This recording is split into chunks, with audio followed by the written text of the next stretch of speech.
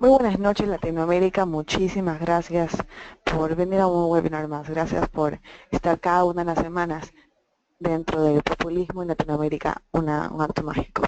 Este evento llega gracias a Estudiantes por la Libertad y la Fundación Ciudadanía y Desarrollo.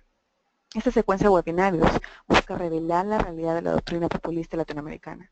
En esta sexta sesión, que se titula Políticas Públicas, Transparencia y Corrupción, analizaremos el manejo de las políticas públicas en la región, la presencia de corrupción, las necesidades de alcanzar una mayor transparencia en nuestros países.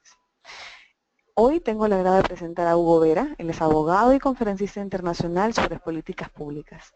Es presidente de las fundaciones ISOS y cuenta con una maestría en ciencias políticas y es autor de los libros Catalinarias, Ciudades Modelos y los cimientos de la destrucción. Muchísimas gracias por estar con nosotros, Hugo. Y antes de darle el paso hacia él, les recuerdo que si quieren realizar sus preguntas, tienen una opción de chat que está justo debajo del panel de control, en la que pueden escribirlo tanto los organizadores como nosotros, perdón, tanto al panelista como nosotros, cada una de sus preguntas que se estarán leyendo al final de la sesión. Muchísimas gracias, Hugo, todo suyo.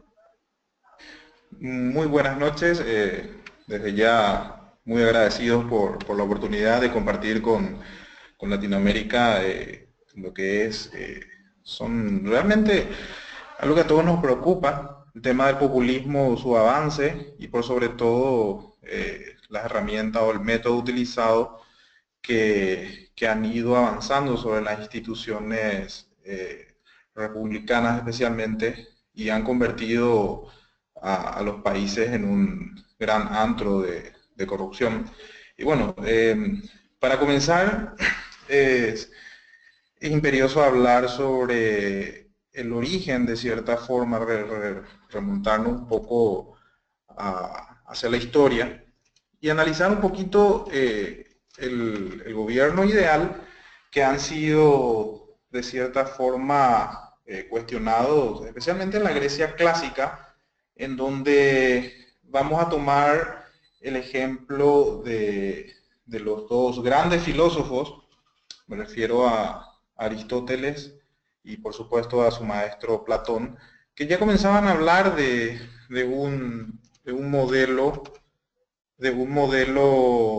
ideal, del gobierno ideal, y ya comenzaban a hablar de cierta forma de lo que sería la forma de dirigir las sociedades, mientras que uno, Platón, creía que el gobierno ideal era la regida por los hombres. Es famosa la crítica que, por ejemplo, hace Karl Popper en su libro Sociedades Abiertas y sus enemigos, en el capítulo que le dedica al rey filósofo, cómo es que este famoso filósofo Platón le da más preeminencia a lo que es el, el gobierno centrado en los hombres. Es decir, para Platón era interesante simplemente fijarse en el gobierno ideal solamente por una cuestión de los mejores hombres. ¿Por qué? Porque estos eran los únicos que podían conocer lo bueno, lo bello y lo justo, según lo que él mismo había, digamos, aprendido de su maestro Sócrates, que solamente los filósofos podían alcanzar la verdad. Entonces, como no existía de cierta forma un concepto de lo que era la libertad o la autopropiedad, digamos, era una moda, por decirlo de una forma, pensar que debía necesariamente existir personas, en este caso un ente, que pueda regir la vida de los demás, porque ciertas personas nada más podían acceder a lo que era el conocimiento propiamente, ¿verdad? Entonces, si bien esta discusión tuvo sus, digamos, críticas en su propio discípulo, me refiero a la crítica que le había hecho el propio Aristóteles, con relación de que no es el gobierno regido por los hombres, sino que más bien el de las instituciones la que debería primar. Es decir, ya ya esta discusión del gobierno, las instituciones, ya es de antigua data. Si nosotros vemos que el propio Aristóteles critica de cierta forma lo que es la democracia y muchos hasta hoy día caen en esa confusión creyendo que tal o cual nación tiene una democracia o es un gobierno democrático y olvidan el modelo republicano. En el caso de Paraguay, todos hablan de que Paraguay tiene un gobierno democrático, cuando en realidad tenemos una república y pocas veces se habla de esto. Paradójicamente los griegos nunca pudieron aplicar lo que es la república y quedó eso como un ensayo más bien antes que una práctica.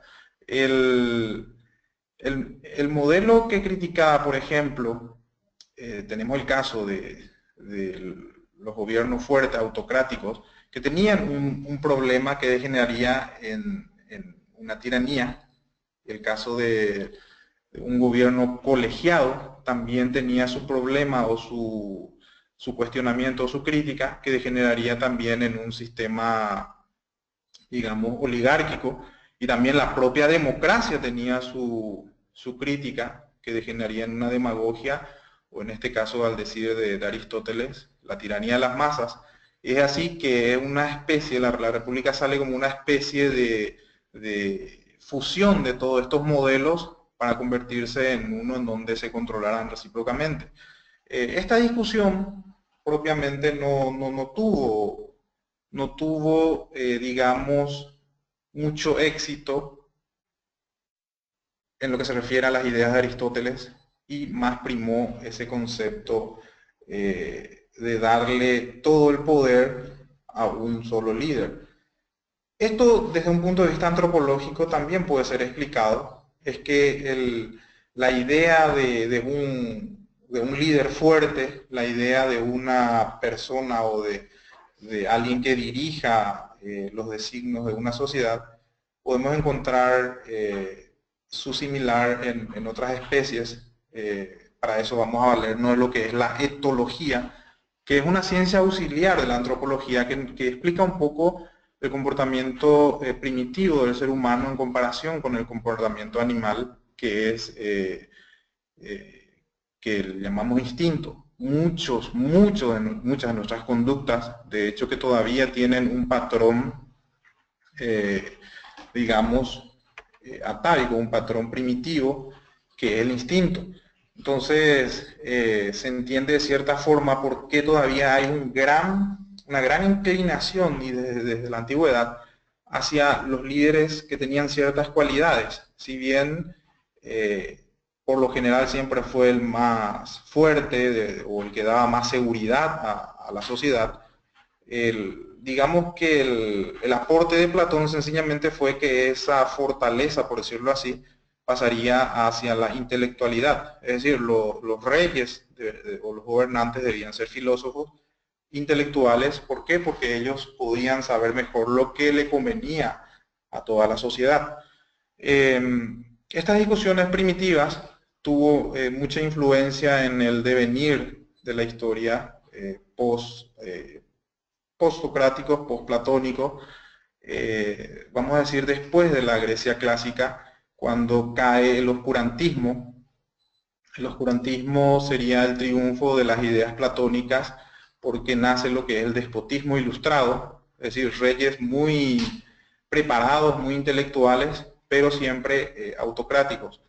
De cierta forma encontramos algunos, digamos, algunas lagunas o resquicios de este modelo. Podemos citar la era de 300 a.C. en Alejandría, cuando Alejandro Magno funda la Biblioteca de Alejandría, en donde de cierta forma se permitían las discusiones, es decir, los dogmas no tenían tanta cabida como el resto del mundo. Y encontramos grandes avances para la época. Imagínense que Eratóstenes sabía la circunferencia de la Tierra.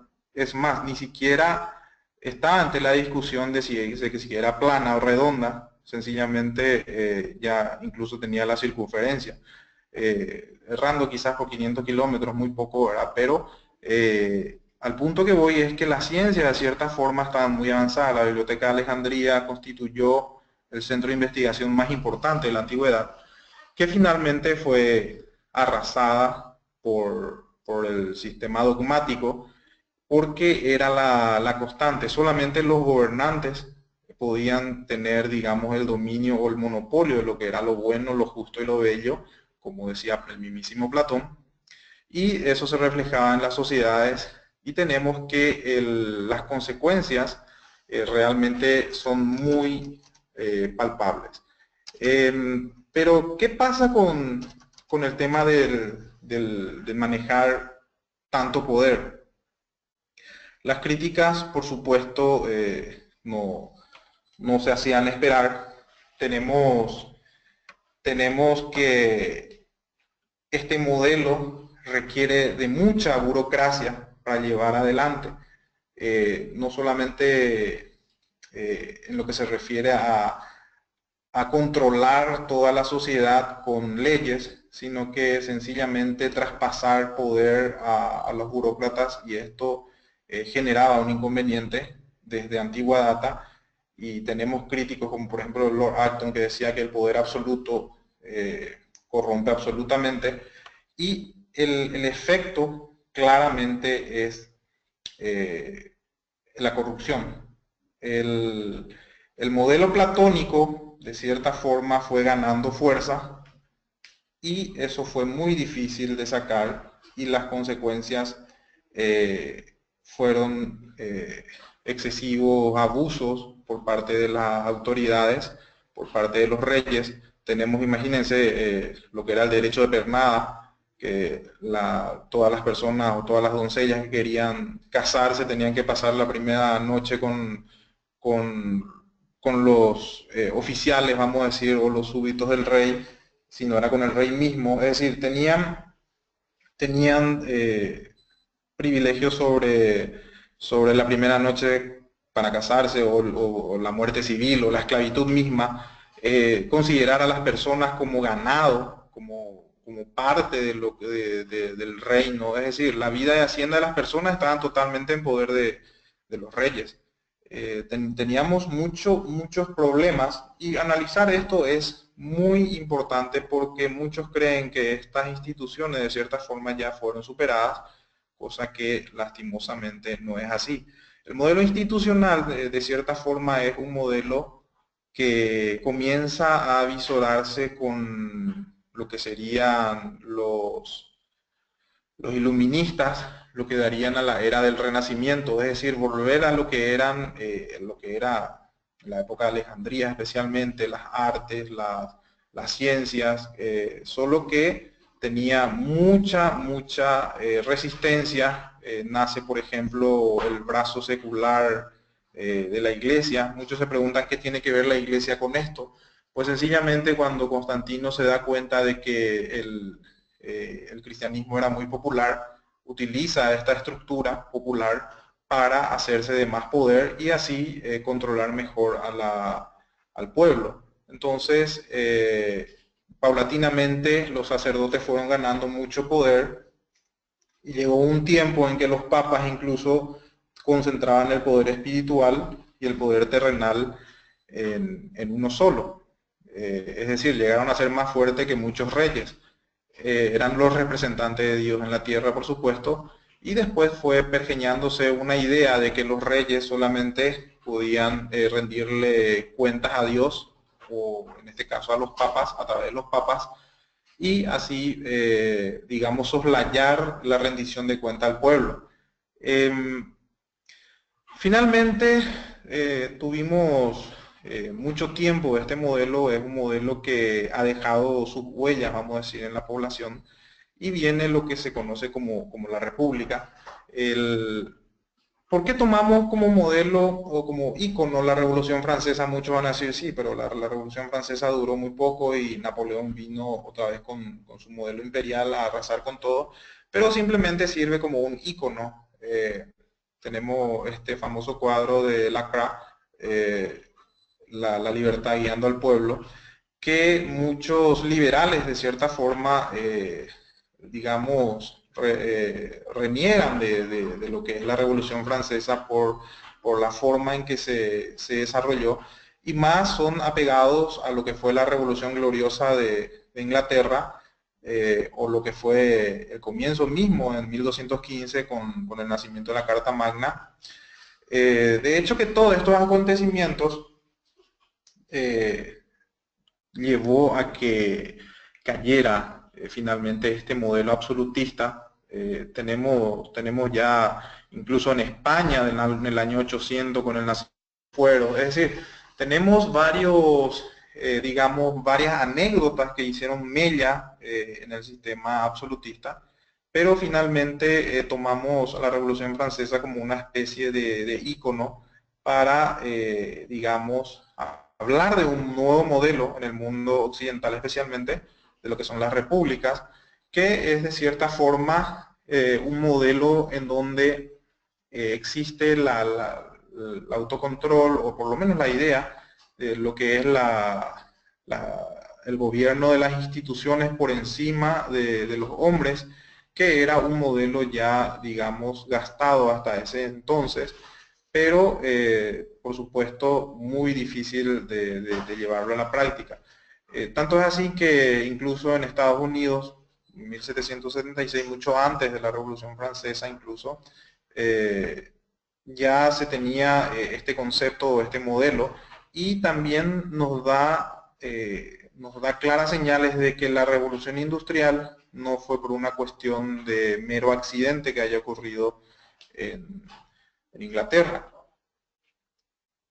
El sistema republicano, eh, hablando, digamos, en forma más sencilla, eh, es el sistema en el cual las instituciones deberían primar antes que la decisión de los hombres. El derecho administrativo, que es la espina dorsal del sistema republicano, es muy parecido a lo que en principio se aplica en el derecho penal, es decir, existe una taxatividad, es decir, todo lo que los funcionarios, de cierta forma, que trabajan para el Estado, tienen sus funciones bien delineadas, bien enmarcadas dentro de lo que es el derecho administrativo. Entonces, eh, podemos hablar de lo que es, lo que causa digamos, modelo. El sistema republicano tiene también problemas porque se degenera precisamente en la corrupción. Es decir, un sistema en donde se enmarcan las funciones de los funcionarios públicos necesita de muchas leyes. Es decir, cada vez son más las leyes sancionadas para que pueda existir mayor, digamos, margen de acción de los funcionarios. Digamos que la principal crítica que puede tener el sistema republicano es la degeneración en el totalitarismo. Muchas veces escuchamos hablar de lo que es el totalitarismo, qué significa o sus alcances. No estamos hablando de un sistema en donde sencillamente existe un tirano y absorbe todo el poder. El totalitarismo es un modelo o una degeneración propia de las repúblicas. Solamente puede existir en un sistema republicano. ¿Y en qué consiste? Es mantener en pie todas las instituciones republicanas, pero como cáscara. Es decir, son cascarones en el cual sigue muy fuerte todavía la figura del tirano.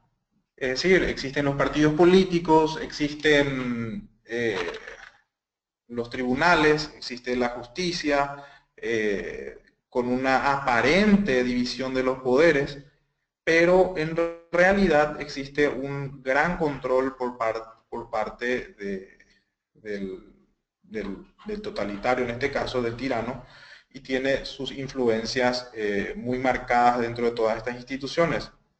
Es un modelo que podemos decir que uno de los primeros totalitarios fue Octavio Augusto, que al ver que cambiar un modelo republicano a un modelo monárquico de buenas a primeras causaría una especie de impacto o de un rechazo por una cuestión natural del temor al cambio de la gente.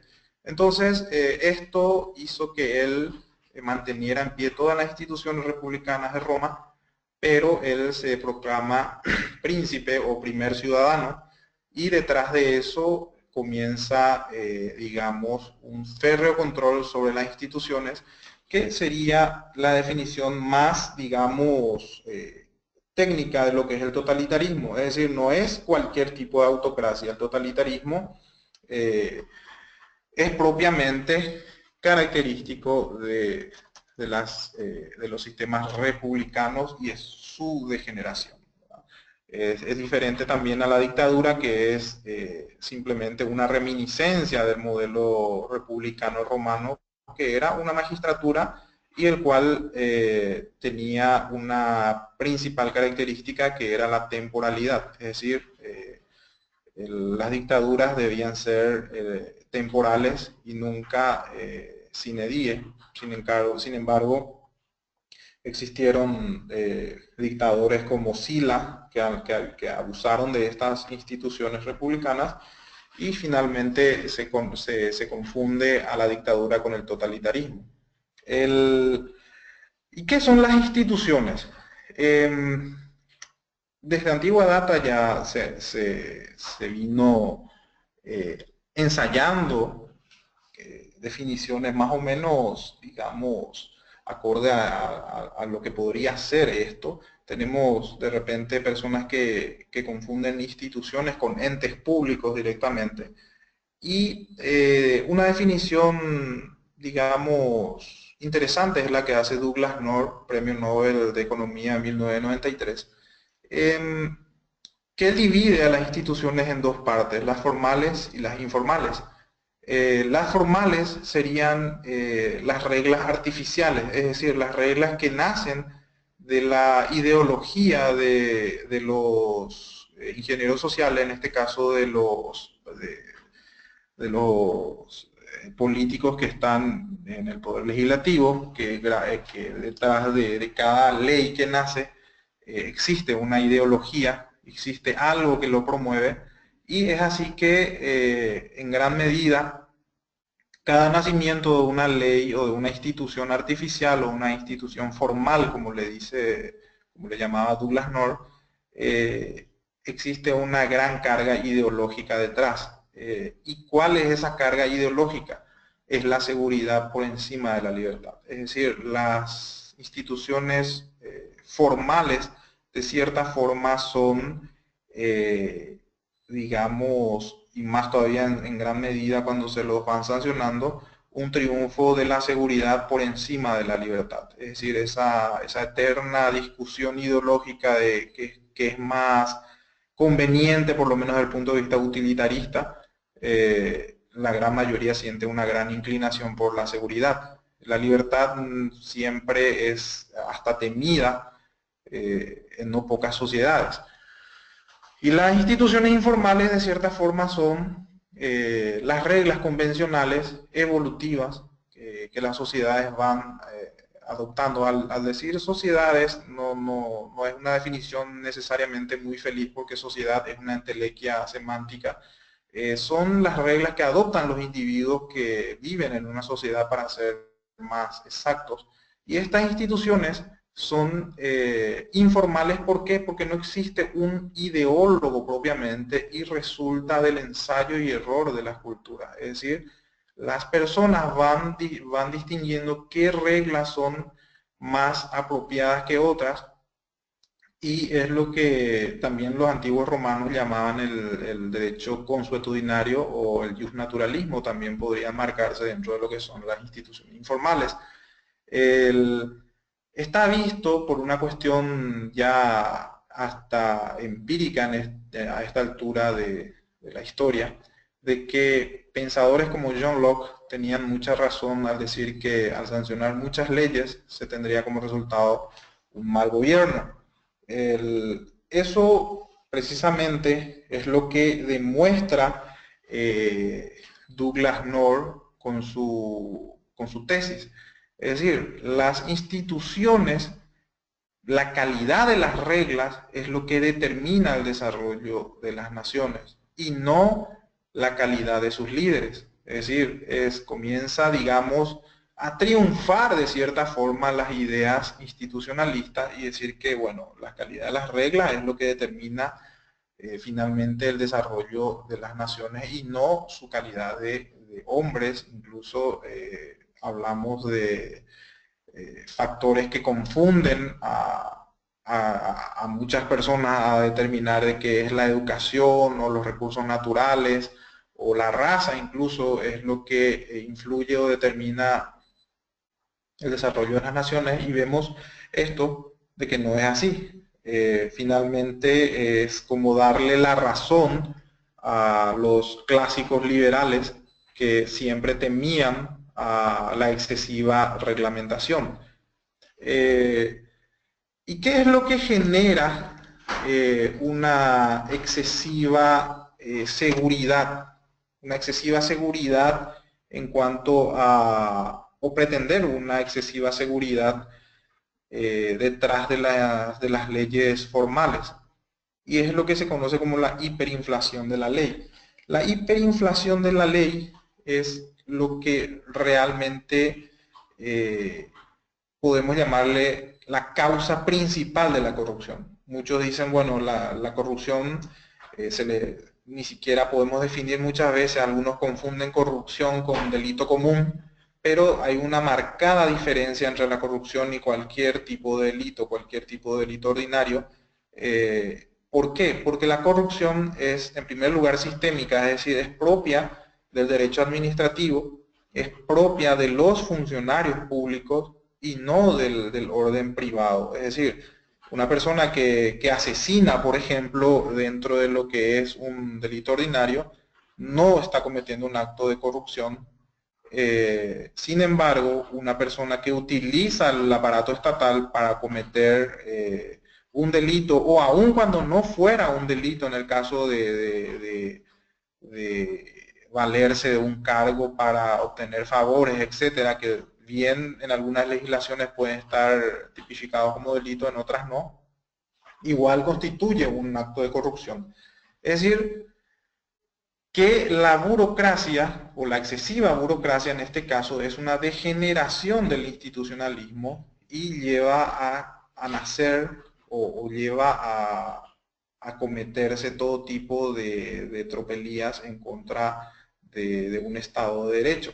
Por eso es que está muy mal visto por el sistema liberal de que constantemente se esté dando nacimiento a todo tipo de reglas que finalmente lo que busca es una especie de sistematización. Es decir, tanto es que se le teme a la libertad que se prefiere dejar o renunciar a esa libertad en favor de estas leyes. Cada ley que están haciendo es un, digamos, triunfo del sistema, digamos, institucional formal por encima del informal. Es decir, vamos renunciando cada vez más a nuestra libertad y vamos traspasando esa responsabilidad a los en este caso a las autoridades, creyendo que ellos pueden hacer un mejor papel que nosotros. ¿Por qué? Porque tenemos una idea, una reminiscencia de que son las personas más preparadas quienes van a ejecutar, y le damos, en el fondo, le damos la fe de que ellos van a hacer mejor ese trabajo que nosotros mismos. Es por eso que muchos políticos, por ejemplo, juegan hasta una especie de carrera de quién sanciona más leyes cuando llega al Parlamento. Es una, digamos, característica no solamente de un país como el mío, Paraguay, sino que eso se ve prácticamente en toda América Latina, en donde se tiene mucha confianza de cierta forma en la ley, lo que no estamos dando cuenta, lo que digamos, no analizamos profundamente, es que esa ley es un renunciamiento en favor de quienes lo van a estar ejecutando. ¿Y qué es lo que determina, digamos, el freno al poder? Muchas veces decimos, bueno, ¿qué son las constituciones?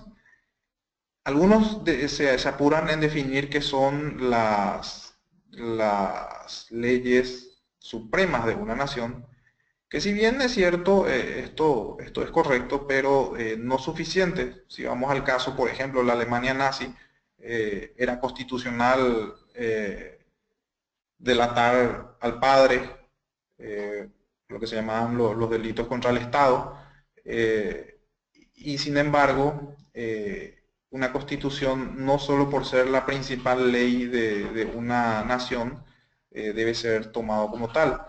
La principal característica o la principal función, más allá de hacer declamaciones de principios, una constitución debe ser un freno al poder. Es decir, debe constituirse como una camisa de fuerza para el poder. Si una constitución, lejos de restringir el poder, garantiza el poder en contra del pueblo, esto se distorsiona. Tenemos constituciones o reescritas, constituciones en donde se le da más, digamos, se le da más valor al poder, se le da más valor a la seguridad por encima de la libertad. Entonces, tenemos que eso es el principal, digamos, la principal consecuencia del populismo. ¿Por qué? Porque se basan de instituciones, se basan de constituciones y se basan principalmente de lo que es la retórica para distorsionar todo el buen sentido y así someter a las masas. Las constituciones hoy día están sirviendo para legitimar el poder antes que frenarlo. Entonces, es interesante no olvidar la función principal de una constitución. Muchos incluso creen que una constitución es un reglamento. Una constitución no necesita tener reglamentada, por ejemplo, cuestiones formales como la reforma agraria. En Paraguay, en nuestra propia constitución, tenemos la reforma agraria cuando eso es un proceso. Imaginemos qué pasaría si reformamos todo el agro, que es el objetivo, que también es muy superficial, no hay una definición clara de lo que es la reforma agraria, pero lo cito como ejemplo. No tendría más ninguna función dentro de una constitución. Es decir, una constitución no tiene por qué ser un reglamento, sino que más bien una declaración de principios en donde se establezcan claramente que el poder es lo que se debe frenar. Incluso hay una célebre discusión entre Jefferson y Hamilton, en donde uno era partidario de dejar escrita estas garantías que frenaran al poder, mientras para el otro eso autorizaría a que tiranos que tuvieran malas intenciones, al decir, bueno, como no está previsto, solamente está legislado tal o cual cosa, entonces al no estar previsto podría dar pie a que nazcan, digamos, autorizaciones a someter al pueblo. Eh, es una interesante, digamos, discusión que ha llevado a muchos a sostener, bueno, entonces una constitución es mucho más allá que una simple regla, mucho más allá que algo escrito, sino que es, digamos, la preeminencia de lo que es la libertad por encima de la seguridad. Es decir, una constitución siempre tiene que estar basado en las garantías y debe tener prevista la defensa de los tres valores o los bienes jurídicos tutelados por excelencia, que son la vida, la libertad y la propiedad privada. Es decir, con estos tres principios que estén bien consagrados, prácticamente es suficiente para frenar cualquier, digamos, intención de llevar adelante cualquier, digamos, intenciones totalitarias, porque de cada uno de estos principios es capaz de hacerse miles de reglamentos si es que vamos al caso. Todo lo que vaya contra la vida, todo lo que vaya contra la propiedad y todo lo que vaya, por supuesto, contra la libertad, automáticamente debería ser una amenaza para la población misma y debería ser tachada de inconstitucional. Pero es precisamente ese el objetivo, de enturbiar el buen sentido de lo que es el freno al poder, y se lo ha pervertido. Tanto es así que se han declarado como constitucionales pseudo derechos, en el sentido de imponer a las personas derechos o pseudo derechos. Tenemos varios ejemplos, por ejemplo, la injerencia de la justicia, el control de la justicia. En el caso de Paraguay, al Poder Ejecutivo se le da amplias facultades por encima incluso de la justicia, de otorgar perdón, de no rendir cuentas sobre ciertos, digamos, recursos que son asignados, que se tienen el rango de recursos reservados. Entonces se va pervirtiendo esa idea original que es una constitución. Quisiera yo adelantarme al flyer 17, porque ya estuvimos hablando del tema de la distorsión. Si puedes pasar al flyer al 17, quiero mostrar, acá ya hablamos de la confusión con código. Una constitución no puede ser un código. Lo que yo quiero mostrar en este flyer es claramente el modelo de los resultados. Claramente se nota que por más de 5.000 años que teníamos un modelo en donde primaba un modelo absolutista con un control total. La gente vivía con menos de $100 al año, según un estudio que ha publicado algunos economistas, que nos da la pauta del poco desarrollo humano que existía. Es por eso que muchos hoy hablan de que, por ejemplo, el capitalismo ha desplazado a la gente hacia un sector más pobre, cuando es todo lo contrario. Hasta 1800, imagínense, es donde realmente comienza una gran explosión de desarrollo. Imaginemos que en el año 1200, por tomar un ejemplo cualquiera, y esto nos va a servir perfectamente para graficar lo que es de lo que estoy diciendo. En el año 1200 a.C., la batalla de Kadesh, en donde el faraón Ramsés II vence a los hititas.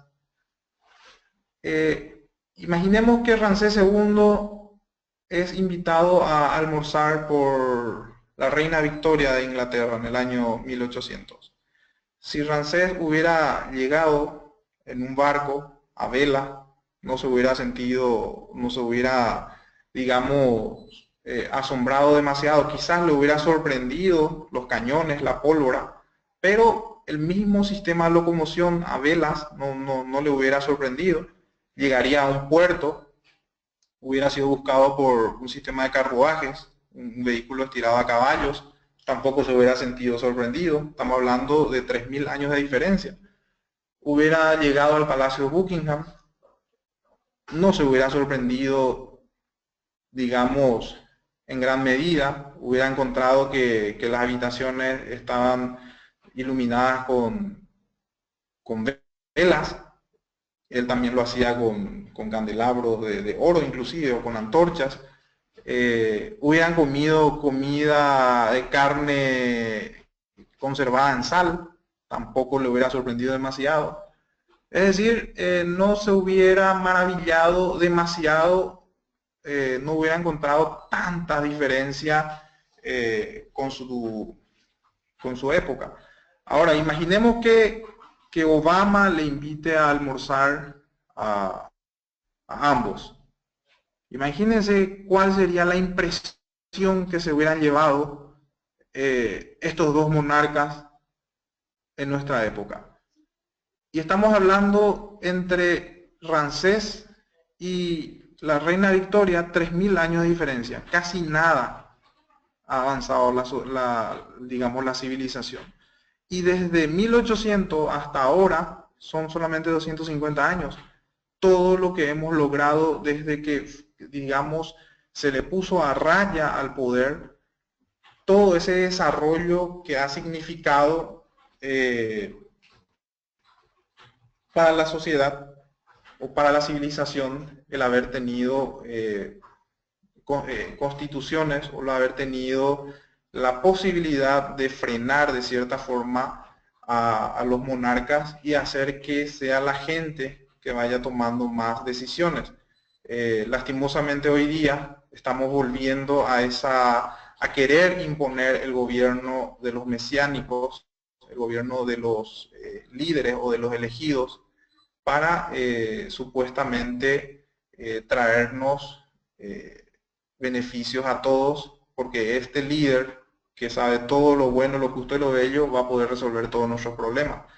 Es claro de que existe una gran ventaja dentro de lo que es el modelo, digamos, liberal, el modelo en donde las personas toman decisiones, donde las personas pueden comerciar libremente, donde las personas pueden desarrollar lo que son las ciencias, las personas pueden, digamos, discutir por lo menos las verdades reveladas y por sobre todo saber lo que es lo bueno para sí mismo. Bien, entonces con esto yo estoy finalizando y quiero dejar un espacio también para consultas porque vemos que la Constitución es un factor determinante si es que constituye un freno para el poder y vemos que la hiperinflación de la ley es lo que genera la corrupción y muchas veces ni siquiera las políticas de transparencia pueden frenar a la corrupción si es que no se solucionan las causas, que es realmente la hiperinflación legal. Muchas gracias. Muchas gracias, Hugo. Pasamos a la ronda de preguntas. Empiezo con Saúl Fernández. Consulta. En Venezuela, entonces, con tu explicación, ¿estamos en un sistema totalitario dictatorial?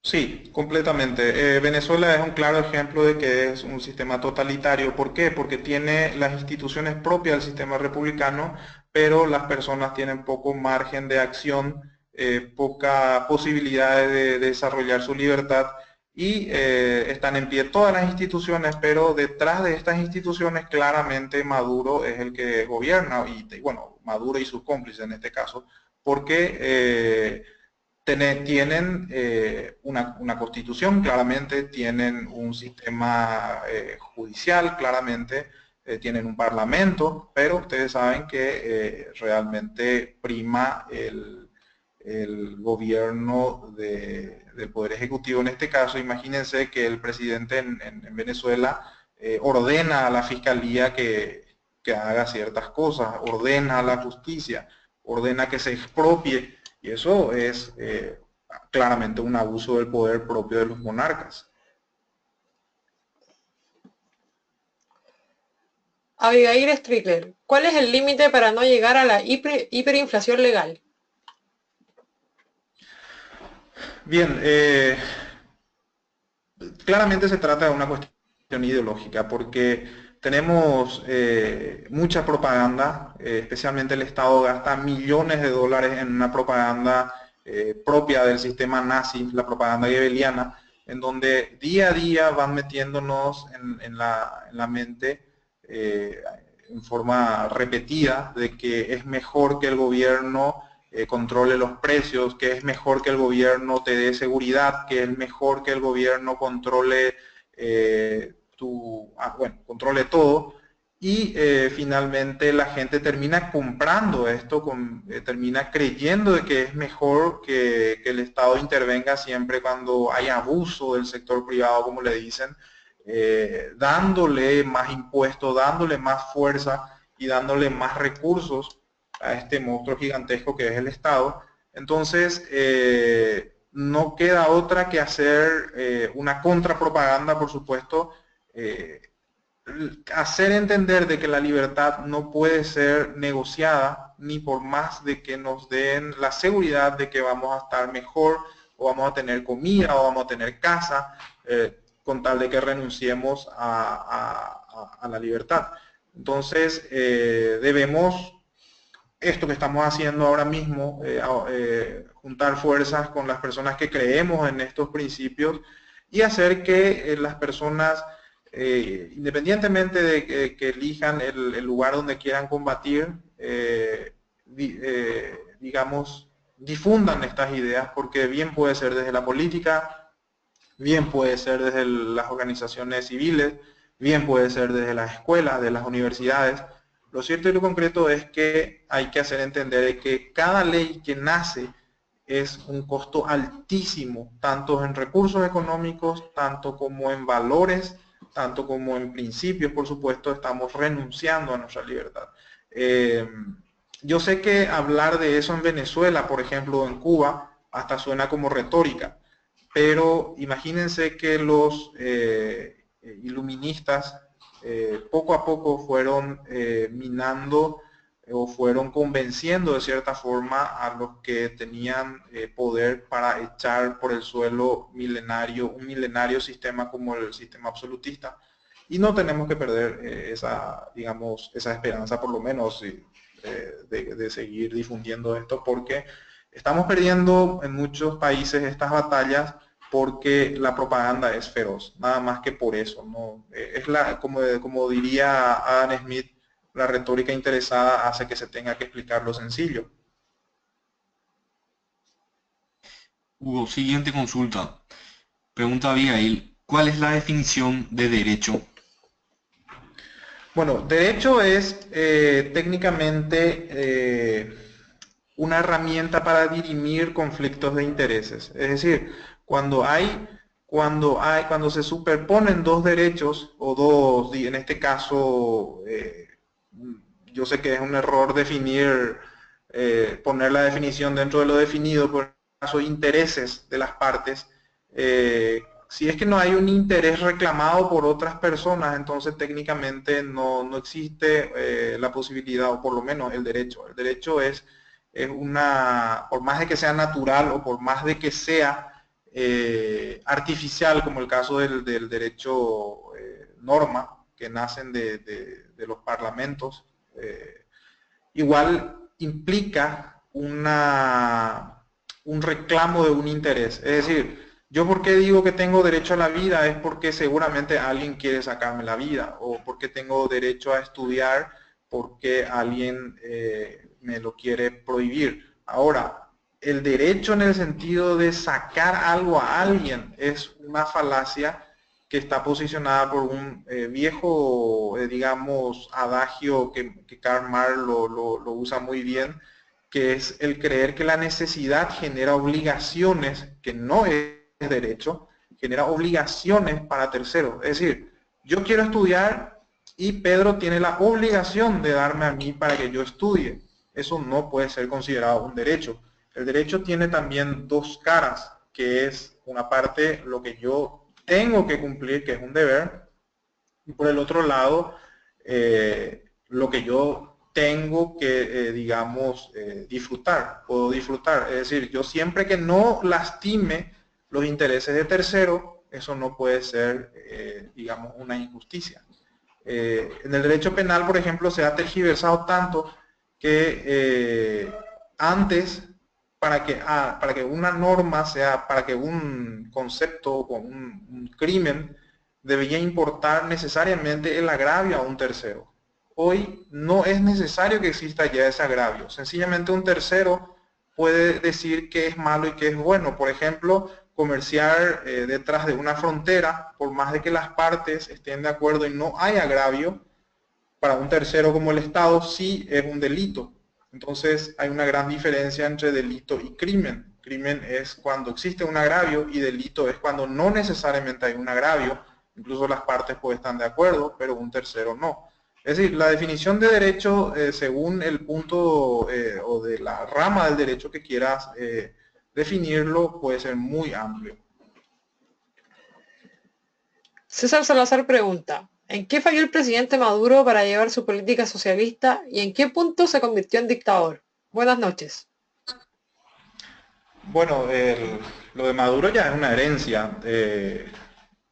Se han extralimitado claramente en las funciones en donde esa idea de que la idea del mesianismo, es decir, de un elegido que va a ser, que es prácticamente un representante cuasi divino, que va a poder solucionar o darnos a todo lo que necesitamos, es lo que realmente legitimó a estos gobiernos, especialmente comenzó con Hugo Chávez, claramente. Maduro simplemente hereda ese patrón de gobierno, ese patrón de poder, y por sobre todo, claramente también está llegando a su fecha de vencimiento, porque todo este modelo tiene una fecha de vencimiento, y es cuando se acaba el dinero de los demás. Como bien lo había dicho Margaret Thatcher, que el socialismo fracasa cuando cuando se acaba el dinero de los demás. Es fácil construir utopías con el dinero de terceros, o es fácil construir lugares o diseños o ingeniería social fantástica, pero siempre cuando yo no esté responsable de ello y respondan otras personas. Así da gusto, ¿verdad? Pero cuando más damos responsabilidad a la gente, eso se traduce en mayor beneficio para todos. Porque cuando más renunciamos nuestras responsabilidades a ese mesiánico, es cuando más le damos oportunidad de apropiarse hasta de nuestras propias vidas. Siguiente pregunta. Buenas noches. Excelente seminario. Gracias por compartir sus conocimientos. Acá viene la pregunta. Es decir, ¿no va a haber una salida del gobierno venezolano a través del sufragio? Bueno, está visto que el sufragio es una herramienta republicana, pero voy un poco a lo que decía, quizás a muchos les va a parecer un poco drástico esto, a lo que decía Juan de Mariana, que los tiranos no mueren, se matan. Todo tiene un límite. Si es que el sufragio no es respetado, la propia Constitución, cuando digo Constitución hablo del principio constitucional, habilita claramente a la rebelión. Es decir, si los remedios republicanos no son suficientes para frenar ese poder, es lo mismo que un individuo que no es respetado en su vida, este tiene derecho a quitar la vida de quien amenaza la suya. Es el mismo principio. En derecho político, la legitimación de la rebelión se da cuando los usurpadores del poder se instalan en el gobierno y no lo quieren dejar, aún a sabiendas de que el pueblo o la mayoría le exige que abandone ese poder. Entonces, estamos llegando a límites ya muy caóticos, límites muy extremos, en donde tarde o temprano puede haber una gran explosión social si es que no se respeta, digamos, las instituciones republicanas. Néstor Colmenares pregunta, en un sistema libertario, ¿cómo se garantiza la seguridad y la justicia? Bien, con reglas claras y mínimas. Es decir, no es necesario, la seguridad jurídica no quiere decir cantidad de normas, quiere decir calidad de normas. Es más fácil también evadir la ley cuando existen demasiadas leyes. Si existen pocas y buenas y simplemente las necesarias, es también más difícil incumplirla. ¿Por qué? Porque le dejamos más margen al derecho o a las instituciones informales para que se resuelvan. Es decir, cuando tenemos leyes formales, es mucho más difícil corregir un error porque quizás el legislador se equivocó y para salir de ese error necesariamente se debe derogar nuevamente esa ley. Sin embargo, en las instituciones formales, es decir, las convencionales, si yo detecto un error, puedo corregirlo con más facilidad. En un sistema libertario, donde existen las leyes mínimas, incluso muchos hablan de un sistema anarcocapitalismo, que incluso no es necesario que existan leyes, digamos, formales o estatales propiamente, sino que son leyes más bien que deciden libremente las partes y que incluso pueden contratar a un juez para que pueda dirimir esos conflictos en caso de que lo hubiere. Es mucho más seguro. ¿Por qué? Porque en una sociedad de esa naturaleza, los incumplimientos son mucho más raros, por decirlo así. ¿Por qué?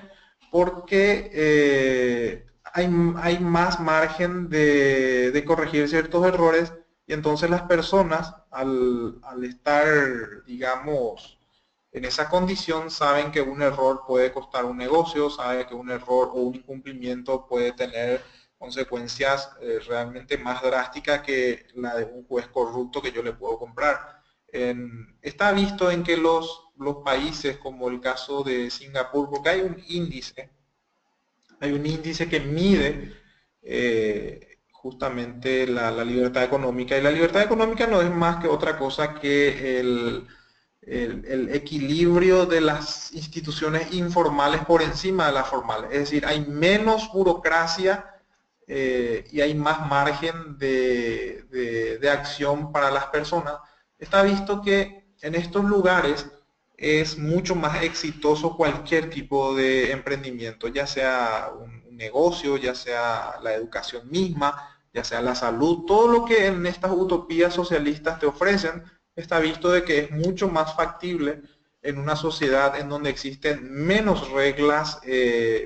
Cuando digo reglas me refiero claramente a las reglas formales, porque las reglas formales o escritas son productos de una ingeniería social, en donde el ingeniero social, que es legislador, cree saber o tener más información que el resto de la sociedad, y con un dejo de superioridad sanciona ciertas leyes, ¿verdad?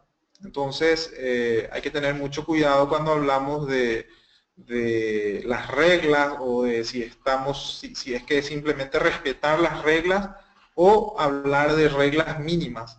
Es un debate muy apasionante el institucionalismo formal y el informal.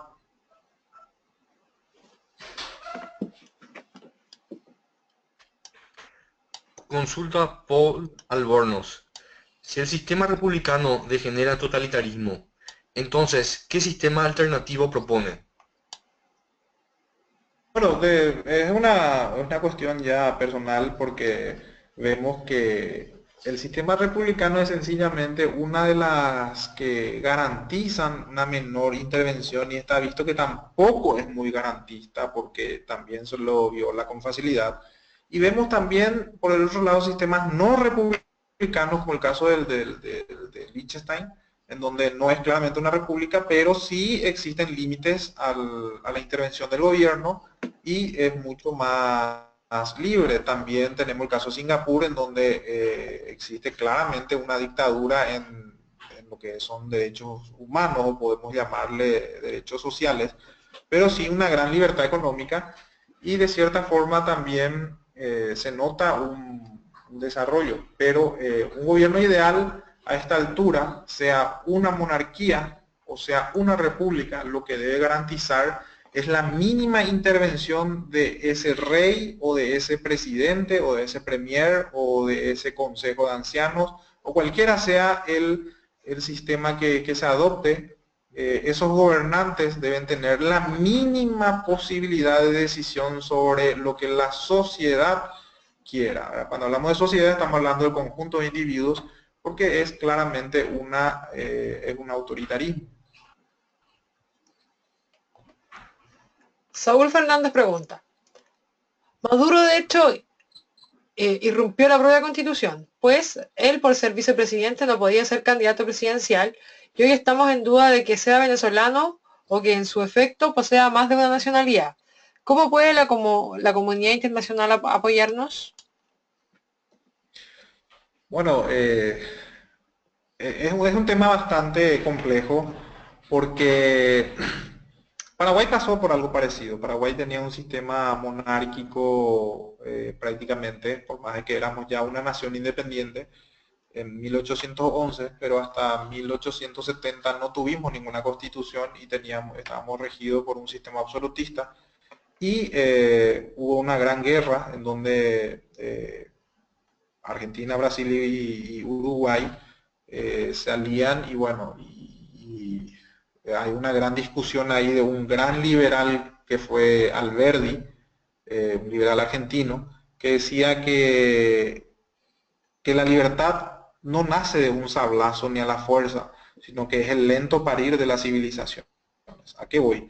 Que muchas veces la comunidad internacional puede invadir un país o puede imponer o puede ser más drástico en el caso de la libertad a cañonazo, como decía por ahí alguien. Eso puede tener sus consecuencias también drásticas porque si los pueblos no pueden autodeterminarse, es válido también que pueda existir una ayuda. Pero hay un hilo muy delgado ahí de ver si qué tanto se puede permitir que otras naciones intervengan en una en donde está pasando por una desgracia. En mi caso particular, yo soy partidario de que la libertad hay que defenderlo sin ninguna nacionalidad, sin ninguna bandería. Pero me refiero a lo que la comunidad internacional o la gran discusión que hay inclusive entre liberales de que si es válido tomar carta por ciertas naciones, ¿verdad?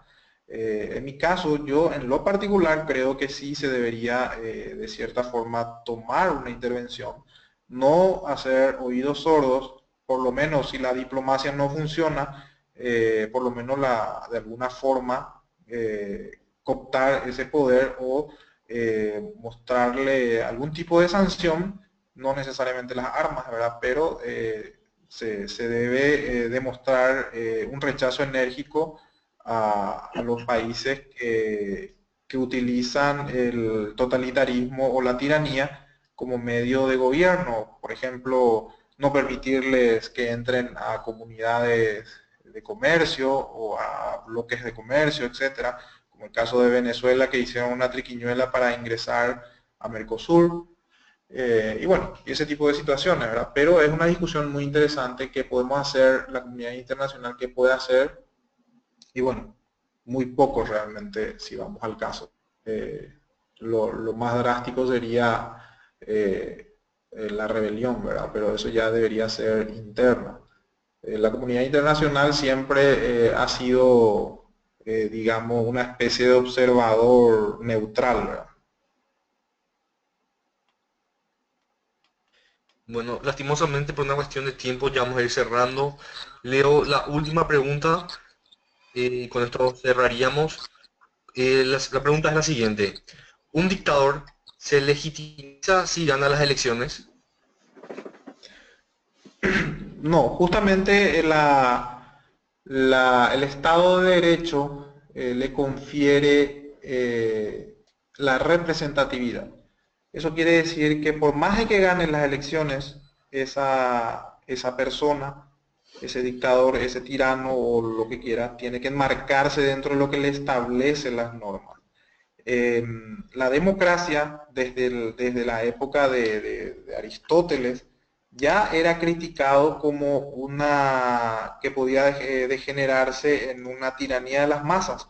Es decir, basta con aplicar una retórica interesante y la mayoría me legitima a mí para ser el gobernante. Eso no quiere decir que me autoriza a abusar del poder, ni mucho menos. El totalitarismo o la dictadura está fuera de la ley o en las constituciones modernas, ¿verdad? No, claramente no es una legitimación para abusar del poder. Eso es un logro del constitucionalismo liberal.